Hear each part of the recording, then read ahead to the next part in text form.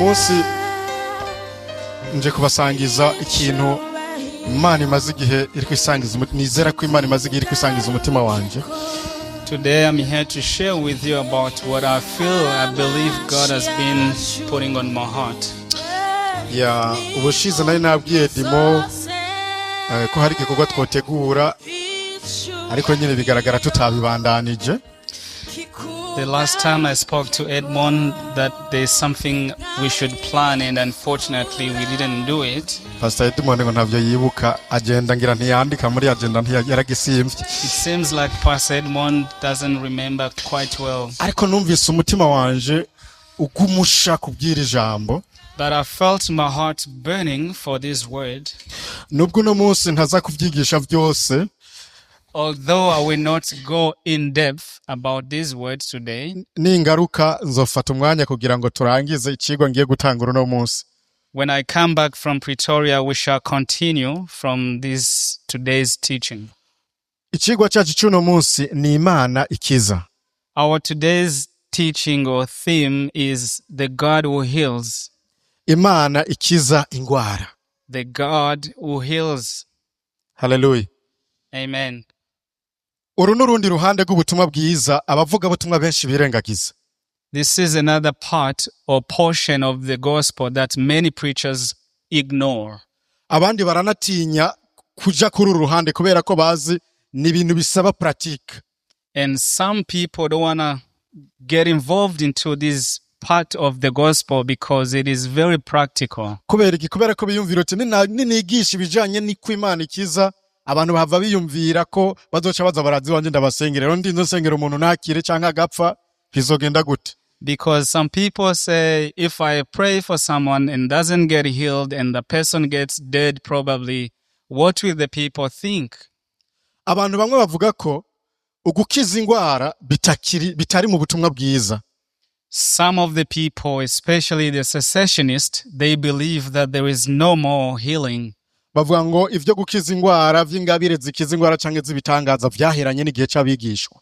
The cessationists believe that the healing was for the apostles or for the former church, the early church.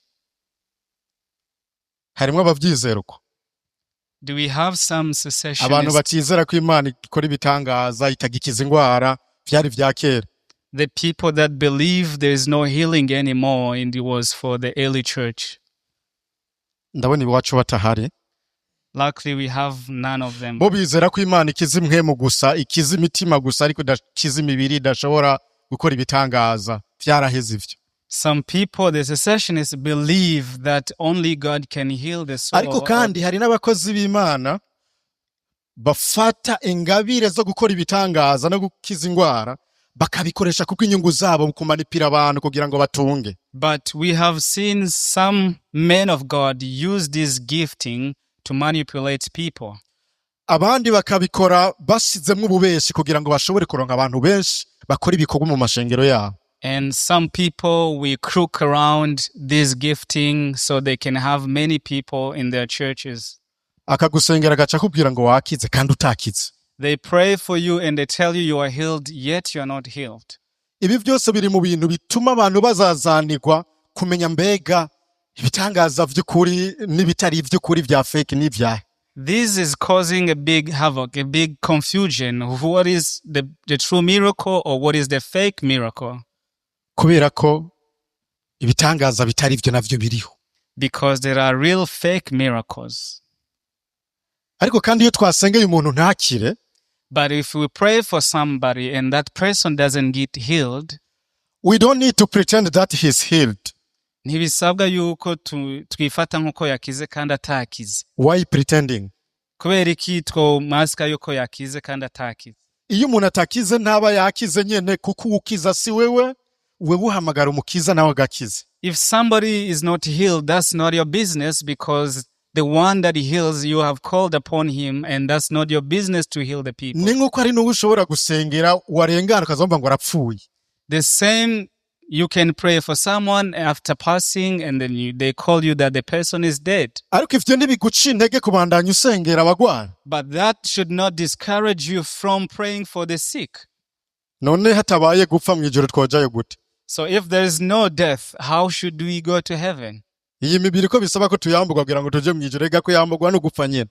We really need to get out of this body so we can go to heaven. We need to die. Umwe niwe nabonye yigishije ati ebana muze mwipfire kare kuko ebana kugira ngo tuje mu ijuru Yesu abazosanga bakomeye azoba nigagura ebana ati kubi.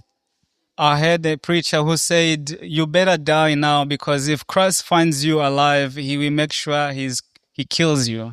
Azokuniga ubanze upfe hanyuma go wundi mubiri ugende mu ijuru. He will kill you. He will make sure you are dead and give you a new body so you Rero can hako go to heaven. kwiriguranirwa na Yesu ramuzi wipfire ubunyene. So instead of being killed by Jesus, you better die now.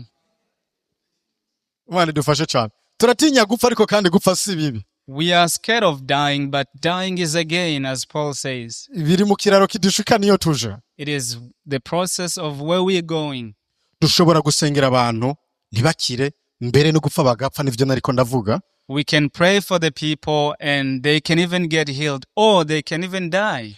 Jewe vyambaye ko nagwaje mukuru wanje nakunda cyane. I had my brother whom I loved so much. Namugwaje muri Prince Leisure. I was taking care of him in the hospital, Prince Leisure. Bujumbura yose nta farumasi nimwe ntazi jewe. No muri Multi Pharma naragezeyo ntari ndahazi. I went to different pharmacies to get medications. Nari narasengeye abantu benshi bagakira je nkavyibonera ngasengera abantu nkagenda bakize. I personally used to pray for the people and they would get immediate healing. Ariko igihe cyose twabanye nta n'umunsi n'umwe nigeze ndamusengera nasenga ndiyo naho nyene ndiko ndarira. But every time I was with my beloved brother, I would never pray for him because I would always feel like crying after seeing him. Ryari rya mbere ngo aje umuntu kandi ryari rya mbere mfashe umuntu yapfuye. It was my first time to take care of the sick and it was my first time to hold a dead body. Twarondeye ibitaro vyose bishobora kumuvura ingwara baguma bamutora turabibura mu Burundi. We tried to get some hospitals that can treat our brother but we couldn't find any. Twanamujanye kuri Bumeleki, murazi Bumeleki nivyo bitaro bikuru bizimvye vya mbere mu Burundi I think. Nimba atari ibindi hari ibindi vyaje. We took him to Bumelek Hospital and Bumelek is one of the expensive hospitals. Igitanda kumujyamira ku gitanda gusa umunsi umwe baharura amafaranga kwisa. You need to pay per hour some money. Ariko n'igihugu cyose But cyariko kirashigikira kugira ngo akire.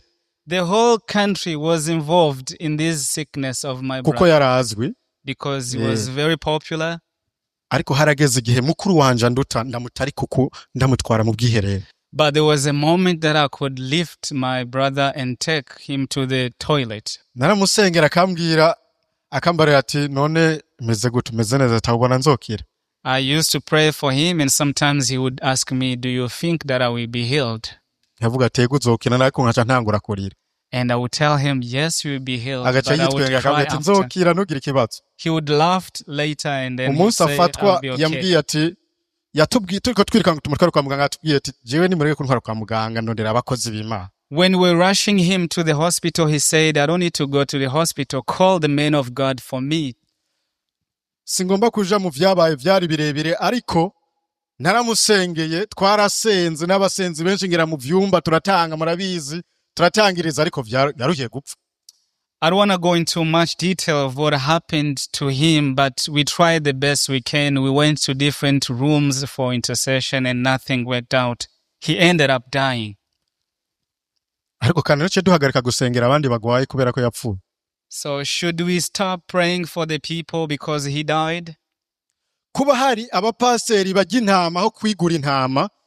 If there is one of the pastors that are mistreating a sheep instead of taking care of the sheep, ivyo ntibisobanura ko tudakwiye kwizera abakozi b'Imana Imana yadushize imbere.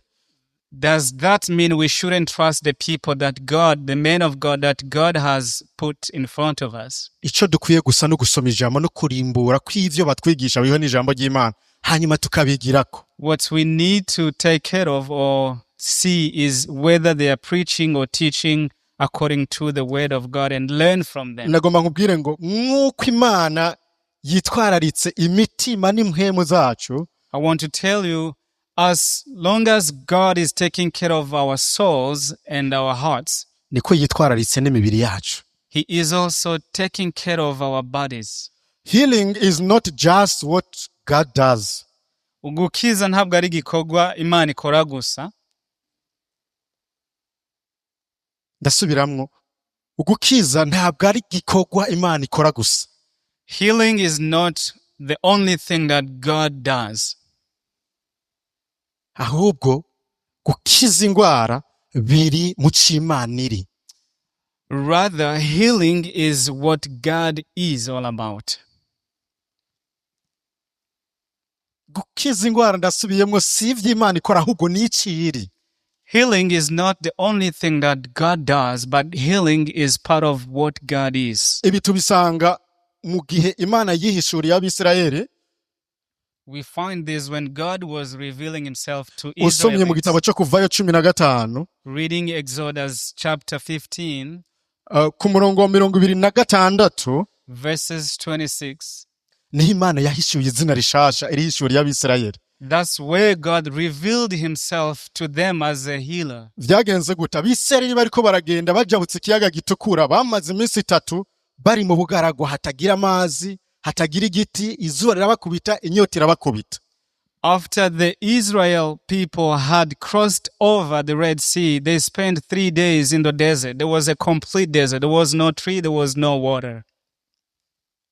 Bamaze kugenda inyuma y'iminsi 3 bashika ahantu hitwa Imara. After 3 days, they got to a place called Mara. Ahantu hari amazi, mugabo amazi yaho yararura.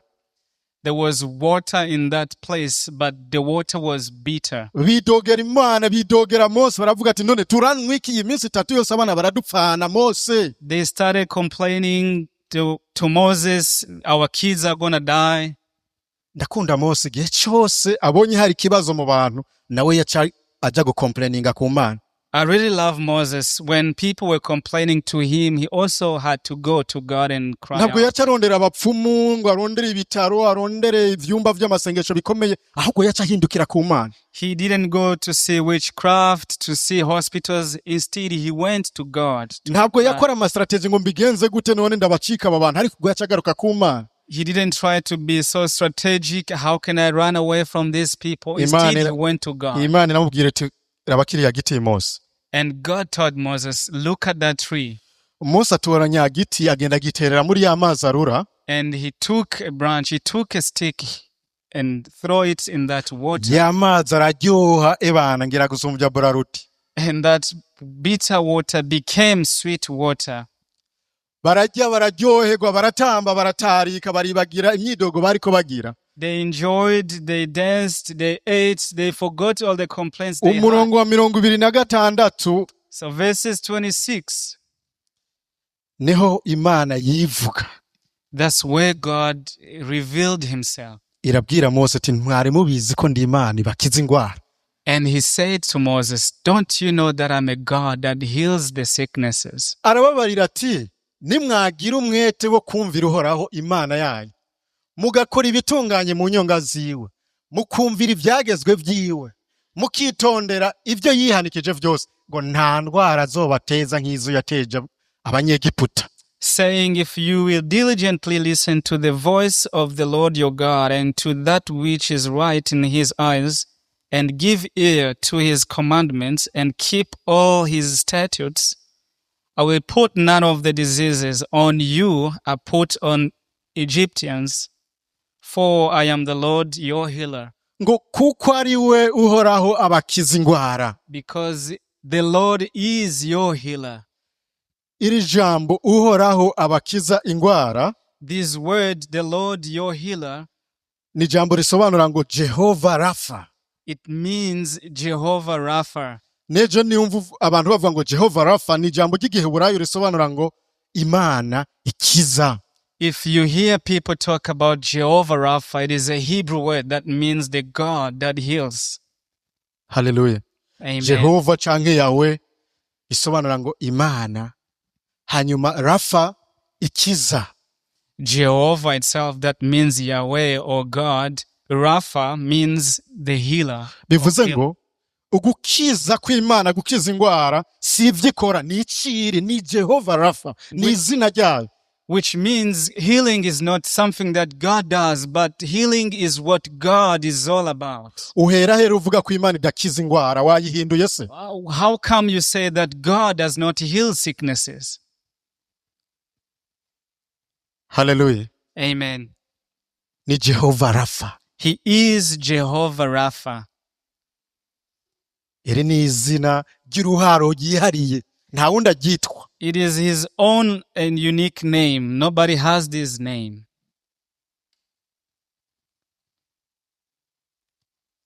Amen. Amen. Nibaza ko tuko turavyumva neza. I believe we understand this. Nimba twizera Imana, If we trust God, twizera ko Imana ikiza ivyaha, if we trust God can save from sins, ntishobora kubitandukanya nuko ikiza ingwara. it cannot go against healing our sicknesses Kiretse nimba ari yindi Mana, unless it is a different God.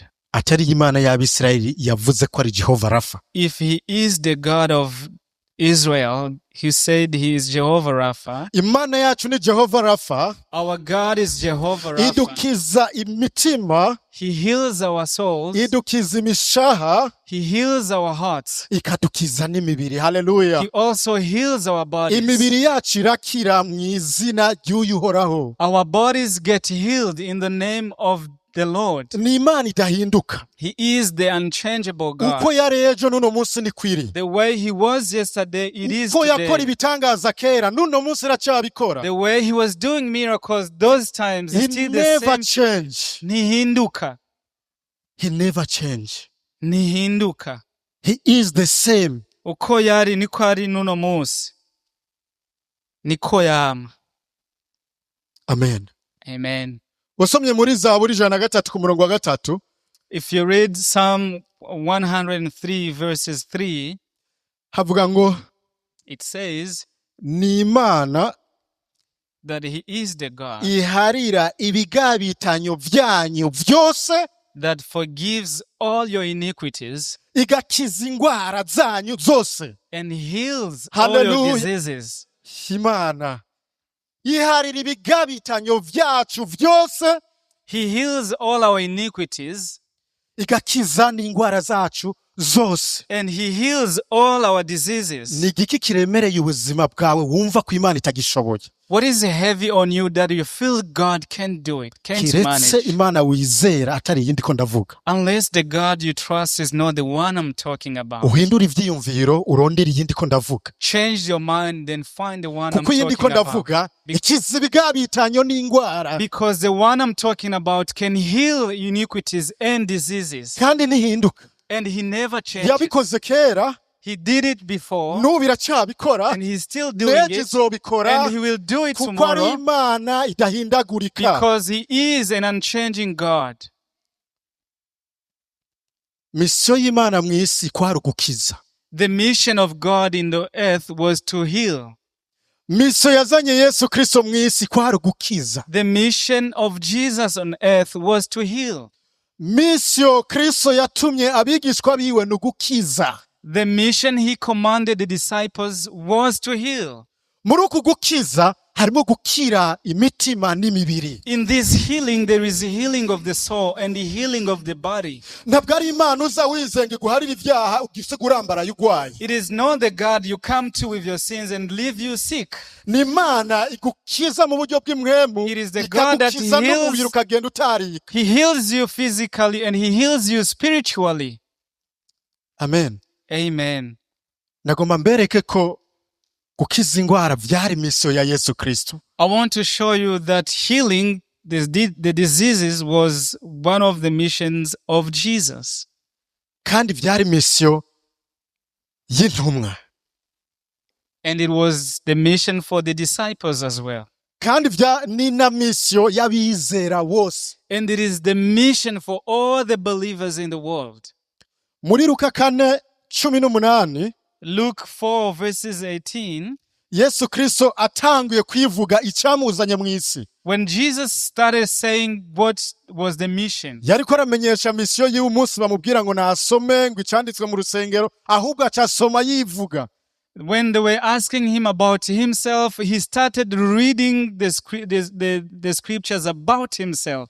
ca gihe bavuze baciye bamutarika ngo baje kumuta mu manga. When they took him to throw him, and Luka then kane he cumi n'umunani yavuze disappeared. ngo mwemu uhora hari kuri jewe. He started saying, "The Spirit of the Lord is upon me." Nico catumye ndobahanuza amavuta kugira ngo mbwire aboro ubutumwa bwiza. That's why he anointed me so I can preach the good news to the poor.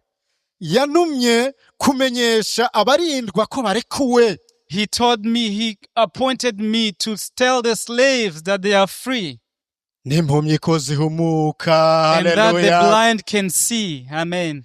No kubohora abanywagutse imitima. And to set the captives free. No kumenyesha abantu umwaka wo kwemererwamwo n'Imana. And to proclaim the year of acceptance. Ukuza k'ubwami bw'Imana, ukuza kwa Yesu Kristo mw'isi. The coming of the kingdom, the coming of Jesus Christ on earth, Kwari kubohora ababoshwe. it was to deliver the captives, Gukiza abagwayi, impumyi zihumuka bacumbagira abasimbe. to heal the sick, to heal the lame, all of the people who are lame to dance and jump, No kumenyesha abapfa inzira yo gukira hiri. and to tell all that are dying the way of salvation, Kugira ngo bahabwe ubugingo. so they can have life. Muravyumva ko muri misiyo Yesu Kristo yivuga yonyine harimo gukiza ingwara. So you hear that Jesus' mission was also to heal the people, to heal the sick. Abahumye byari byarananiye ko bavugwa ariko barahumutse. Those that were blind from their birth, they got their vision back.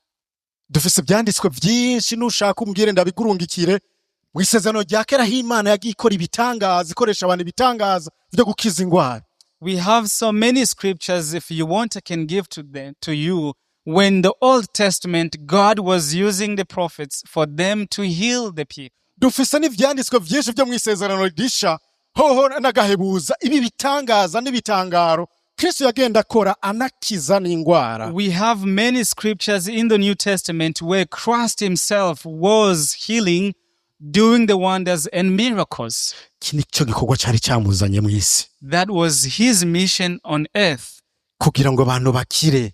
so people can get healed. Atari imitima gusa n'imibiri kire. Not only the souls, but also the bodies to be healed. Haleluya. Amen. Ariko gukiza kw'imitima, gukira kw'imwemu kurahambaye gusumba gukira kw'imibiri. The spiritual healing is more important than the physical Kuko healing, ugukira kw'imitima ni uko ibihe bidashira. because the spiritual healing is eternal.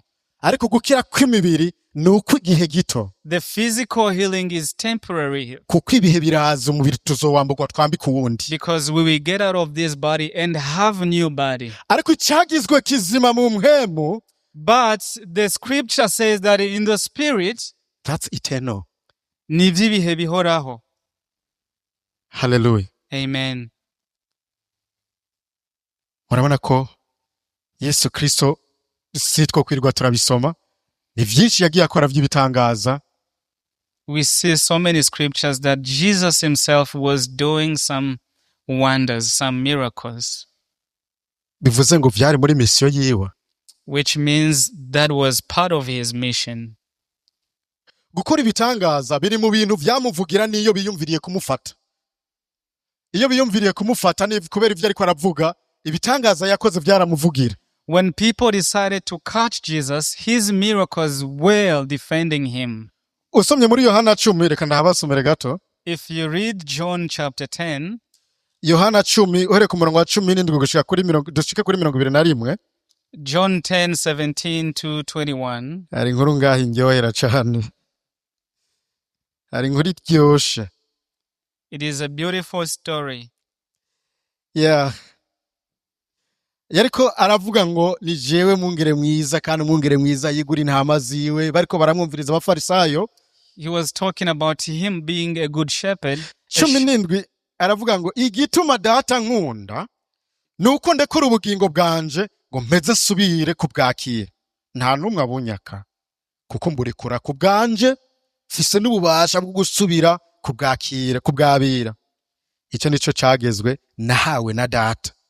Abayuda bongera kumupfa kubw'ayo majambo. Benshi muri bo batarimwo dayimoni. kandi yasaze mumwumviririza iki? Abandi baterega ayo majambo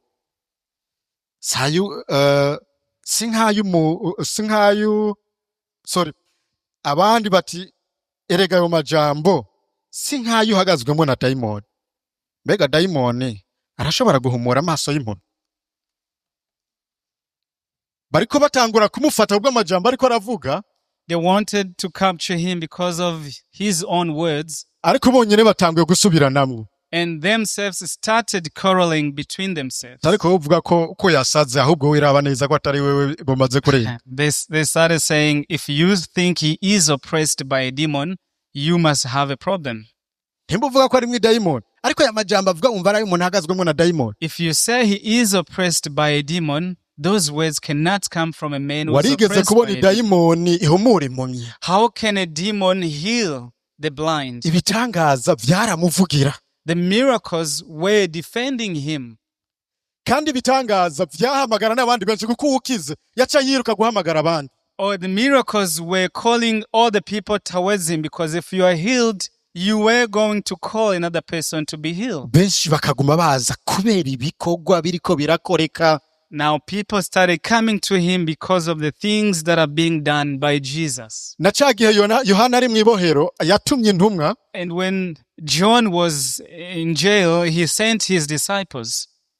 Arababwira ati gende mumumbarize muti wewe uri wa wundi rwabwirwa azoza canke twitege uwundi. John the Baptist told the disciples, go ask him, is he the one are we waiting for, or should we expect another one? Usomye muri Lukaho bavuga ngo Yesu aho nyene bakija bigishwa baramubaza ati Yohana aradutumye ati tukubaza uri wa wundi canke turindira uwundi. If you read in Luke, John says his disciples asked Jesus, are you the one, or we should expect another one who is to come? Muri Luka 9 bavuga ngo Yesu Kristo bakimubaza ico kibazo. In Luke chapter 9, Jesus, when God asked this question, ntiyabahaye inyishu. He didn't reply to them. Yakoze ibikorwa. He actioned. Yaciye akizaho muri impumyi, abagwayi arabakiza, abari ngo aboro baronka amahoro ubwo nyene arabakiza, acabwira ati gende mumubwire ivyo mubonye. He started healing the people. He started giving vision to the blind and started healing the lame, and he told them, go tell John the Baptist what you have seen. Gende mumubwire ivyo mwabonye. Go tell him what you saw. Impumyi zirahumuka. The blind gets abacumbagira barasimba. The lame can dance. N'abapfuye barazuka. Amen. And the dead are raised. Amen. Ibitangaza biri mu bintu bituvugira. The miracles are one of the things that defend us. Ibitangaza no gukiza ingwara biri mu bintu vyemeza ko ivyo turiko tuvuga ari ukuri. The miracles are the things that sometimes proclaim that what we are saying is true. Ubutumwa ntibugomba kurangirira mu kuvuga gusa. We need to show it. The gospel is not about the words, but also we need to demonstrate. Turagomba kuvyerekana ivyo turiko turavuga ko ari vyo. We need to demonstrate what we are saying that it is true. Ubwami bw'Imana bwashitse, Yesu yarerekanye ko bwashitse. When the kingdom of God has come, Jesus showed the people that it has already come. Abari baratawe baributswe. All the people that were cast out were remembered. Abanyamibembe batabwa kure inyuma y'igisagara ariko bose barakize. All the lepers that were out of the village, they all were called to come near. Abagwaye ingwara zatuma batabwa mu miryango batemererwa kuba mu kibano, yaragenda akabasanga barakabakiza. All the people that had infirmities had to go and get healed. Ariko arerekana ko ubwami bw'Imana bwashitse. He's showing the people that the kingdom of God has come. Amen. Amen.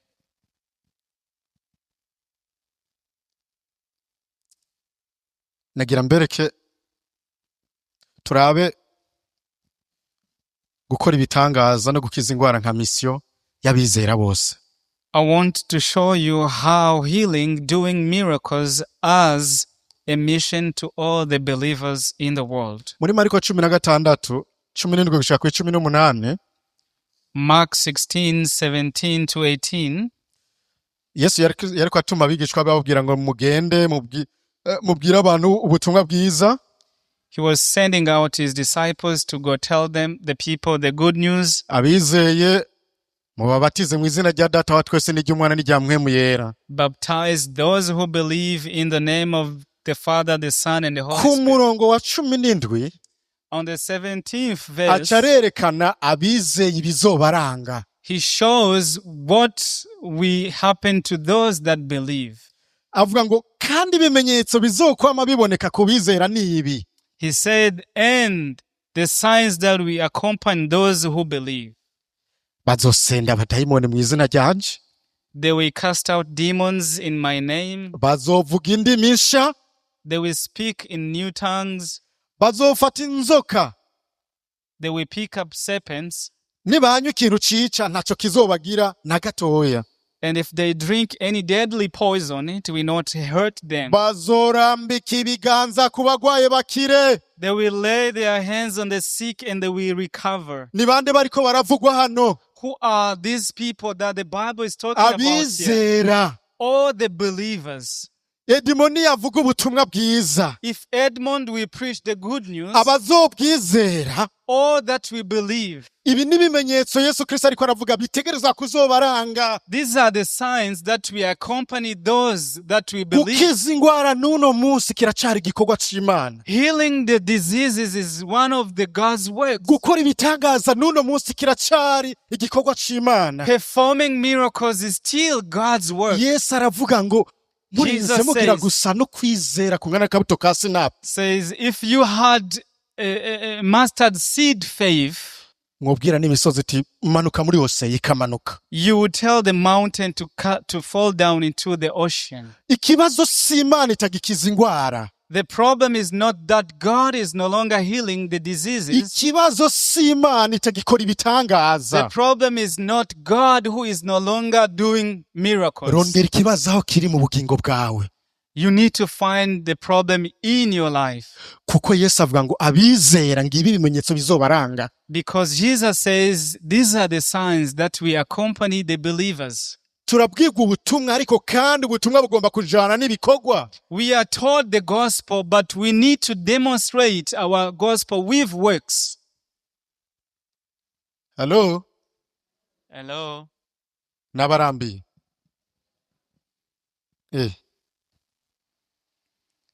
Ngira muriko murabinwa. Muriko murabosa. Muriko murafashwa. Okay. Amen. Imana ihabwa icubahiro.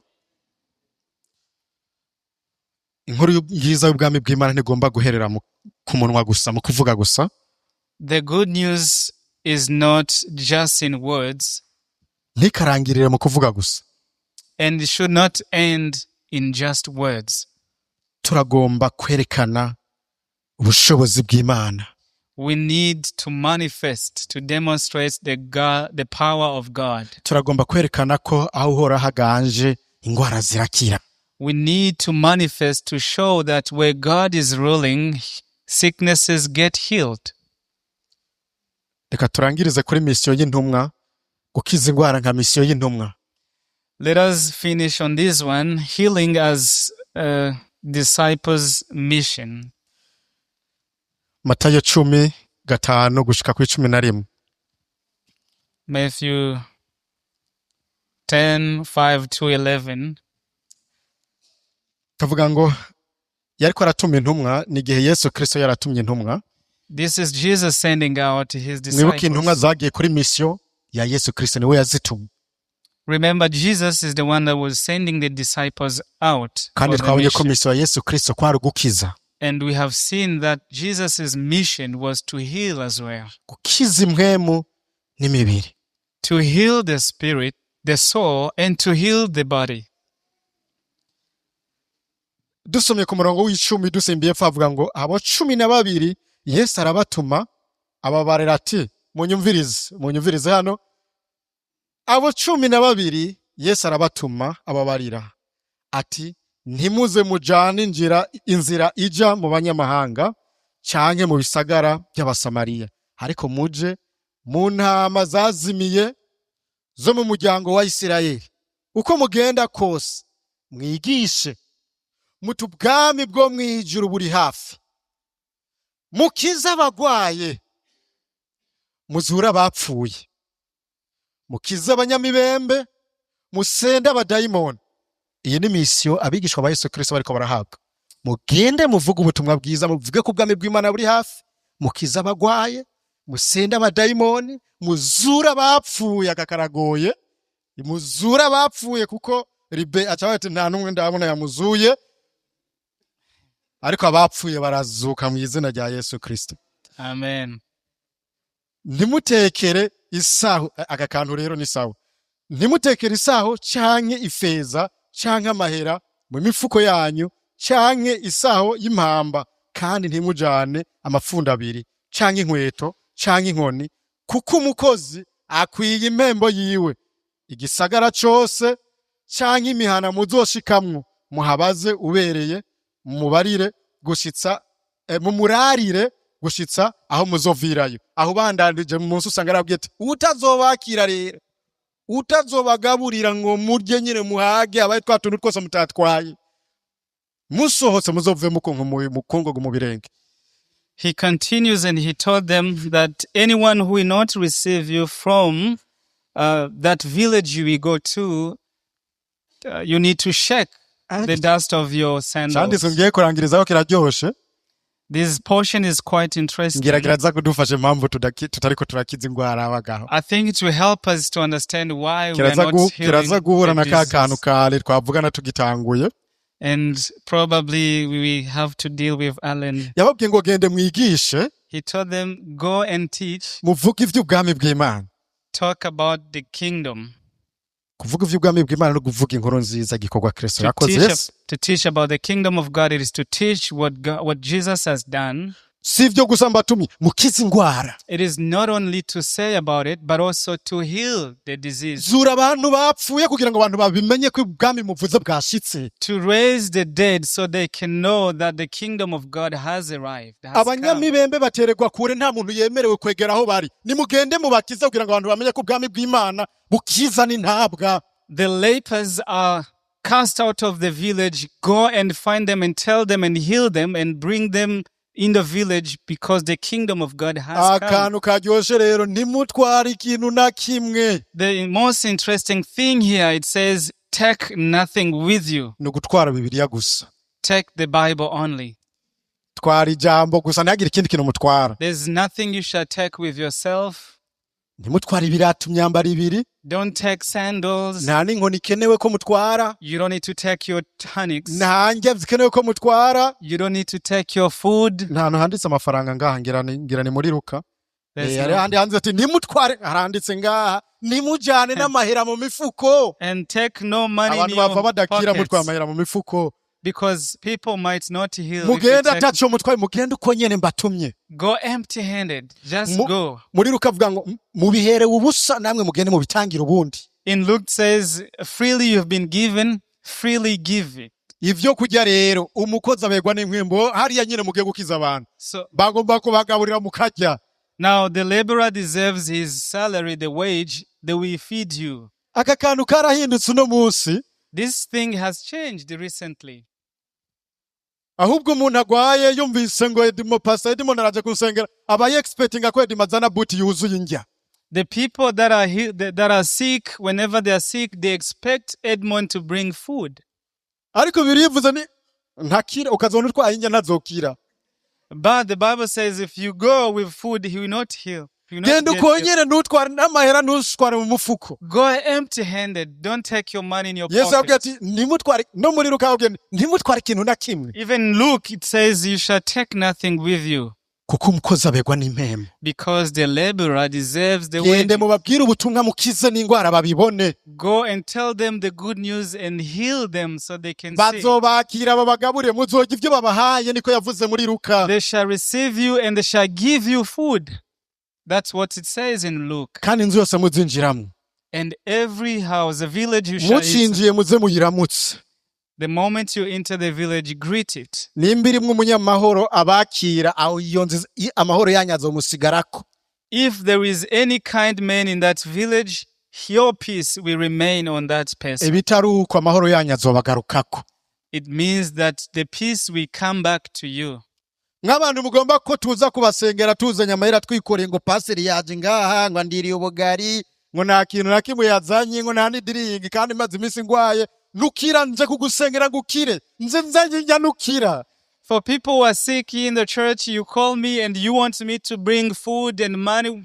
Haleluya. If I won't be able to heal you. Muravyemeye se? Ako kantu niko. None ko kanditse muri Bibiliya ndayifute se? This is in the Bible. It is written in the Bible, I should not carry food or money when I come to visit you. Nico gituma navuze ntiyane rero aje gukora igikorwa c'Imana agomba kwegeranya udufaranga niburi buri akaba aratumbitsa kugira agende gukora igikorwa c'Imana neza. So I should get all of the money and give it to him whenever I go to preach the gospel. I know. Nariko nda. None mwibaza ko twebwe bipfira nimba twebwe aba baragiye bagakora ibitangaza 72 abatumye bagarutse bavuga ati yanyenyeti urabizi mwigisha imwe mu bizatwumvira gusa tuvuze uzaca zikuruka abana baje baryohewe kubi. And why do we fail to do it today? When he sent out the 72 disciples to come, they came back with the good news. They were dancing because they healed so many people. Gusa Yesu arababwira ati ntimunezerezwe nuko mwasenza amadayimoni ariko murabe neza ko amazina yanyu yanditse mu gitabo cy'ubugingo nta bindi. And Jesus told them something so strange. He told them, do not rejoice that you can cast out demons. Rejoice that your names are written in the book. Murashaka kubona ingene Imana ikora ibitangaza uno munsi? Do you want to see how Murashaka God ko can Imana do ikora miracles ibitangaza hanyene? today? Do you want to see Bangahe how God bashaka can... kubona Imana ko nuno munsi ikora ibitangaza kandi kizabagwaye? Uyu munsi nyene bikore ahanyene. How many people want to see that God can see, can do the bashaka kubona miracle? ibitangaza vy'Imana.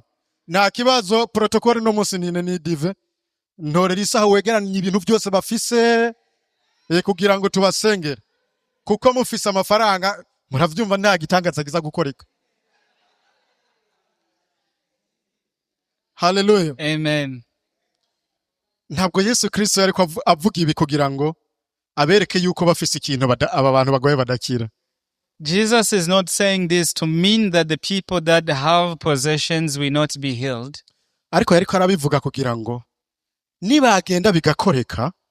But he's saying that if they go out and a miracle takes place, ntibabiharure mu vyo batwaye. They should not count all their possessions among the things they went out with. Nasanze ari mu gupfa n'inzara manza ngura yuwisa manza bakutuntu baramugaburira mvuye yakize. That I went to see him with my food, with my everything, so I fed him and now he is or she is healed. Ucumenga yakize kubera bijya bintu watwaye. It can simply mean that he is or she is healed because of the things you carry to him. Menga kubera ajya amafaranga wamusigiye yakiyakira. Because of the money you gave him, probably he or she got healed. Yesu yariko ashaka ko bagenda bakibonera ingene Imana ikora bitavuye mu nkomezi zabo canke mu bikorwa vyabo. Jesus wants to tell them that they should go and trust him, that everything they do should not come out of their strength. Kugira ngo baveyo bahimbaza Imana yo mwijuru ko ariyo yabikoze. So they can leave that place with praising that it is Jesus, it is God from heaven who did it. Bazi bavuga ati Yesu ni izina ryawe gusa ryakora ibitangaza turivuze. Bitangaza vyakore. So they would say, Jesus, it is only your name. When we say your name, we saw the miracles. Amen. Amen. Ni giki gituma dukira none? Mwibaza ko ari giki gituma dukira ingwara? What gets us to a place where we get healed? Why do we get healed? Ni kubera ibikorwa vyiza tuba twarakoze twobwira Imana ati Imana hari wavuze ngo nzovyica ndavyibutsa Imana ngo urabona bimwe nakora vyose nanje nkizi. Is it good? Is it just because of our good deeds so we can remind God of our good deeds or good works? Mbega dukira ingwara kubera ko twagiye mu cyumba cy'amasengesho kirimwe abatawa hari umuriro. Do we get healed because we have gone to an intercession room where there are those people called Avatawa and then they can pray and the fire come down? Mbega dukira ingwara kubera ko hari ibintu bimwe twagerageje canke twarize amarira menshi. Do we get healed because there are so many efforts we've tried or because we have cried so much? Mwibaza ko dukira kubera iki? Why do you think we get healed? Nashaka kuguha ikintu kimwe gituma ukira indwara. I want, Slide ya nyuma. I want to give you one thing that proves how you can get healed. Slide ya nyuma.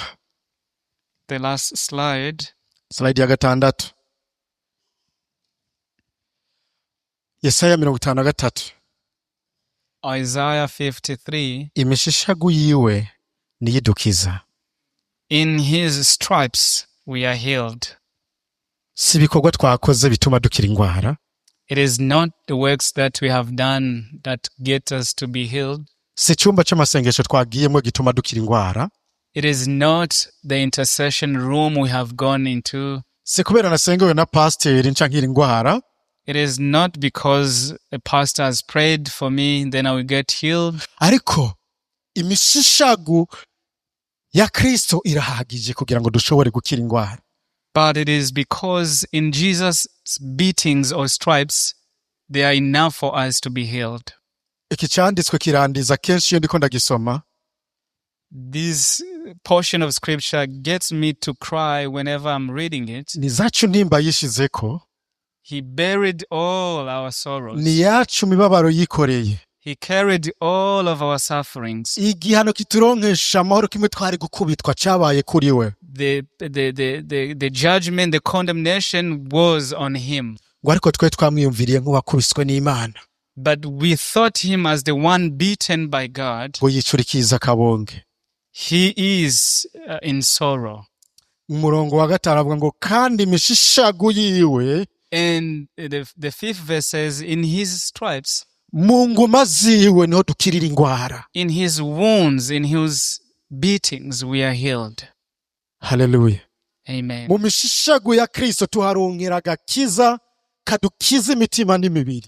In the beatings of Jesus Christ, we get our spiritual healing and our physical healing.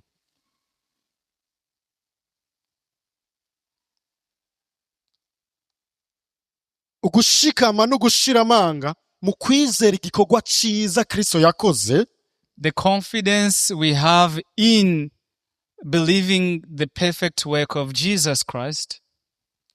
Ivyo birahagije kugira ngo Imana idukize indwara.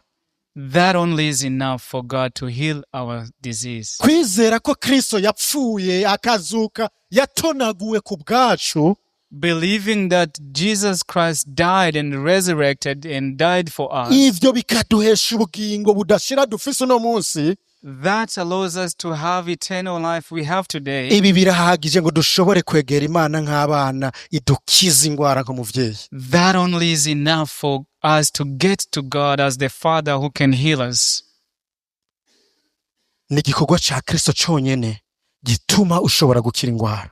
It is only Christ's work that Si can igikorwa get ca you to pasiteri. It is not the pastor's work. Si igikorwa c'umusozi wagiyeko. It is not the mountain you have climbed. Ntabwo ari igikorwa c'uwagusengeye. It is not the work of the person Ni that prayed igikorwa for you. cabereye igorogota ku musaraba. It is the work that Wa took place munsi in Yesu Kristo ava Golgotha, amaraso n'amazi. when he shed his blood and water. Uriya munsi habonetse agakiza kadukiza mu buryo bw'imwemu no mu buryo bw'umubiri. That day we got the salvation that heals us physically and spiritually. Nkunda cyane abantu baza ngo Yesu Kristo abakize. I love the people that used to come to Jesus for healing. Bongira bari barabitahuye ko Kristo akiza ibirengeye indwara. They understood that he is able to heal Mu more than a gutabaza disease. kwabo n'abatoromayo In their crying out as Bartholomew, bavuga ngo Yesu mwana wa Dawidi ngirira imbabazi. he cried out and said, Jesus, the son of David. Ntabwo bavuga ngo mumura, bavuga ngo ngirira imbabazi. They were crying, they would not say, heal me so I can see, but they were saying, forgive me, have mercy on me. Hallelujah. Amen. Ntabwo yari batoromayo gusa. It wasn't Bartholomew Abantu alone. bose yagiye arakiza. Abo yabaza bose baza bavuga ngo mwana wa Dawidi ngirira ikigongo. All the people that Jesus was healing, they were saying, the son of David, have mercy on me. Akacaza akamubaza tushaka ko ngukorera iki? And he would come to them and ask them, what do you want me to do for you? Ndashaka guhumuka. He would tell them, I want to see. genda ukwizera kwawe kuragukije. And he would tell them, go, your Dusanzwe faith tuzi has healed. ukwizera ko ariko kuduhesha ubugingo budashira. We see that faith gives us eternal life. Ukwizera Kristo niko kudukura mu rupfu kukaduha ubugingo. Having faith in Christ takes us from our bondage to eternal life. Kristo yerekana hano nyene kuno kwizera nyene ko ariko kuriko gukiza abantu. Christ is showing here that even the same faith is the one that is healing the people. Amen. Amen. Aka kantu murakanditse. Mwakumvise? Did you note this? Ni vyanditswe vyinshi mu isezerano risha aho Yesu Kristo yagenda abwira abantu ngo genda ukwizera kwawe kuragukijije. It is many scriptures that shows how Jesus was telling them, go, your faith has made you well. Hallelujah. Amen. Ukwizera kudukiza ivyaha kukadukiza n'ingwara. Faith heals us from our spiritual healing and the physical healing. Yareka turangirize hano tuzobananya n'ingaruka. Let's close here, but we will continue when I will be back. Hari ikintu ushaka ko tuzoraba ko kandi kijana n'iki cigwa cyo gukiza ingwara. I want us to one day have a look at something else about the healing. Kumbure kizodufasha kubaho ubuzima bw'abizera bakiza ingwara. That perhaps it will help you to see yourself or to live the life as those that can heal the disease. Imana yacu iracari yayindi. Our God is still the same. Ntabwo ihinduka. He never changes. Ibyo yakora kera n'ubu iracabikora. What he used to do is still the same. He can do them. Irakiza ivyaha. He saves us from our sins. Irakiza ingwara. He heals the disease. Ikora ibitangaza umuntu atoshobora gukora. He performs miracles that a man cannot do. Haguruka mu kwizera. Stand up in faith. Ngwino uyibwire ibyo wipfuza. And tell him whatever you want. Haguruka mu kwizera. You stand up in your faith. Uzuyibwire ibihanze umutima wawe. Tell him whatever that is troubling your heart. Yiteguye kugukiza. He is ready to heal you. Ni Jehova Rafa. He is Jehovah Rapha. Imana ikiza ingwara. The God that heals the disease. Yiteguye kugutabara uyu munsi. He is ready to rescue you, to save you.